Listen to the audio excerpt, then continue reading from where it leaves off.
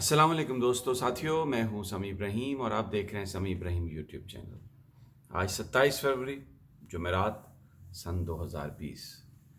Politics پہ تو ہم بہت خبریں کرتے ہیں اور ساری سچویشن سے میں آپ کو اپڈیٹ کرتا ہوں، لیکن آج جو موضوع ہے اس کا تعلق ہماری زندگیوں سے ہے۔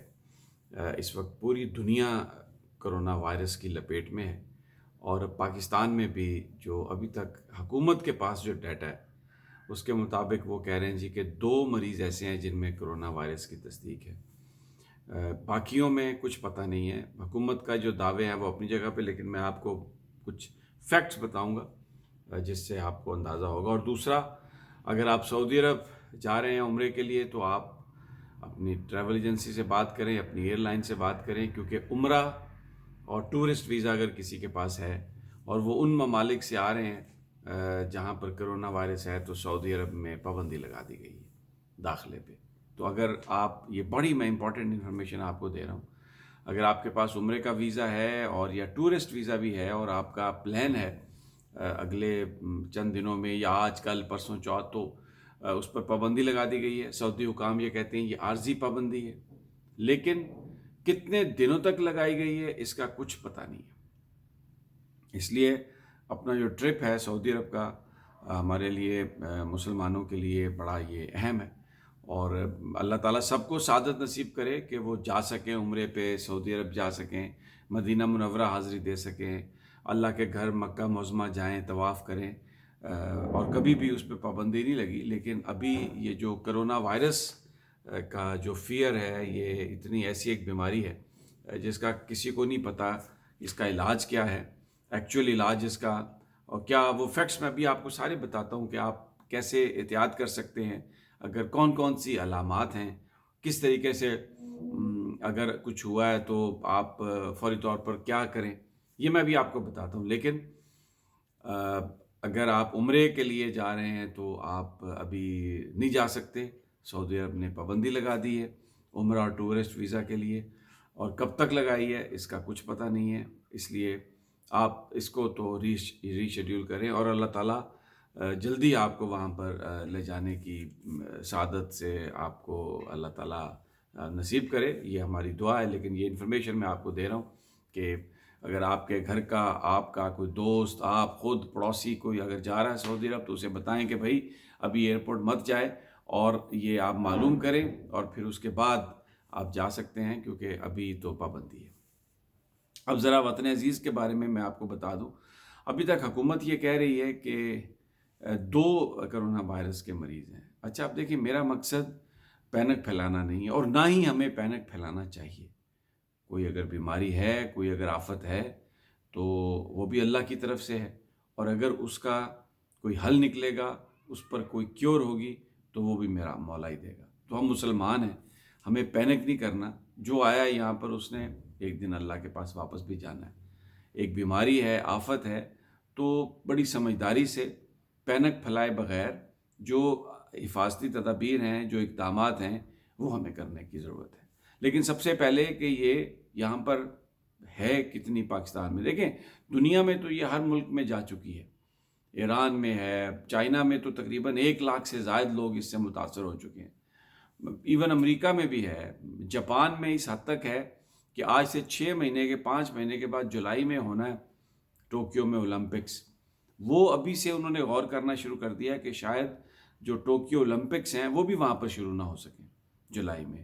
اس وقت میٹنگز چل رہی ہیں ان کی، کیونکہ یہ اتنا بڑا ایک بیماری ہے جو پھیل رہی ہے، اور اس کی کیور نہیں ہے، اس کو صرف مینیج کیا جا رہا ہے۔ ایک بڑا سوال ہے کہ کیا اس کا علاج ممکن ہے؟ نہیں، ابھی اس ویکسین کا علاج کوئی نہیں۔ تو پھر کیا کرتے ہیں ڈاکٹر اگر مریض جاتا ہے؟ تو وہ بیسیکلی جو علامات ظاہر ہوتی ہیں اس وائرس کی وجہ سے، جو بیماری ہو رہی ہے، اس کو مینیج کرتے ہیں، اور اگر ابتدائی سٹیجز پہ ہو وہ بیماری، مثلاً اگر آپ کو کھانسی ہے، آپ کو نزلہ ہے، ہو گیا ہے اس وائرس کی وجہ سے، آپ کو بخار ہے، تو فوری طور پہ آپ کو وہ بخار کم کرنے کی دوا دیں گے، نزلے کی کوئی دوا دیں گے، کھانسی کی کوئی دوا دیں گے، اس کو مینیج کریں گے، کیونکہ مخصوص دنوں کا ایک سائیکل ہے، اس کے بعد یہ وائرس خود بخود اپنا اس کا جو زور ہے وہ ختم ہو جاتا ہے۔ اگر آپ کو نمونیا، کیونکہ اچھا اب اس سے میں آپ کو بتاؤں اس سے ہوتا کیا کیا ہے۔ اس سے آپ کو نزلہ ہوتا ہے، اس سے آپ کو کھانسی ہوتی ہے، اس سے آپ کو نمونیا ہو سکتا ہے، اس سے آپ کو بخار ہوتا ہے، اس سے آپ کوئی فیلنگ آتی ہے جیسے آپ بہت کمزور ہیں۔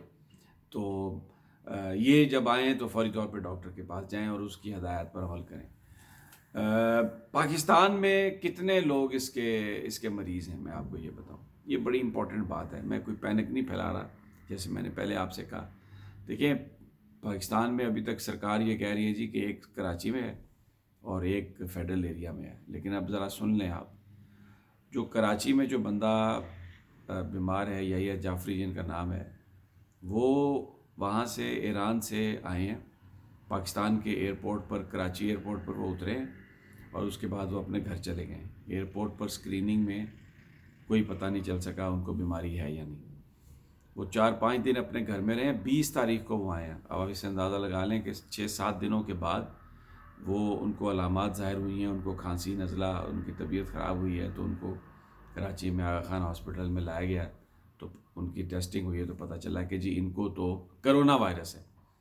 اب وہ وہاں سے جب آئے تو وہ ایک زائرین کے گروپ کے ساتھ تھے جو زیارات کے لیے گیا ہوا تھا، واپس آئے۔ اب وہاں پہ اس گروپ میں کتنے لوگوں کو انہوں نے وائرس دی، کتنے لوگوں سے لی، کچھ پتہ نہیں۔ اس گروپ کے لوگ جو تھے وہ پورے پاکستان میں سے وہ تھے، سندھ میں تھے، وہ اپنے اپنے گھروں کو چلے گئے۔ یحییٰ جعفری صاحب بھی کتنے لوگوں کو ملے ہیں، اس کا کوئی ریکارڈ نہیں ہے، کچھ پتہ نہیں ہے۔ تو اب یہ میں کوئی پینک نہیں پھیلا رہا، یہ حقیقت ہے۔ اس کا مطلب یہ ہے کہ درجنوں لوگوں سے یحییٰ افریدی ملے ہوں گے، یحییٰ جعفری جو ہے، اور ان درجنوں لوگوں سے آگے درجنوں لوگ اور ملے ہوں گے۔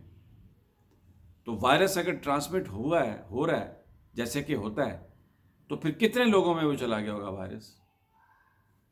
سینکڑوں میں چلا گیا ہوگا، اور یہ سائیکل آگے چل رہا ہوگا۔ یہ تو صرف ایک کا پتہ چلا ہے۔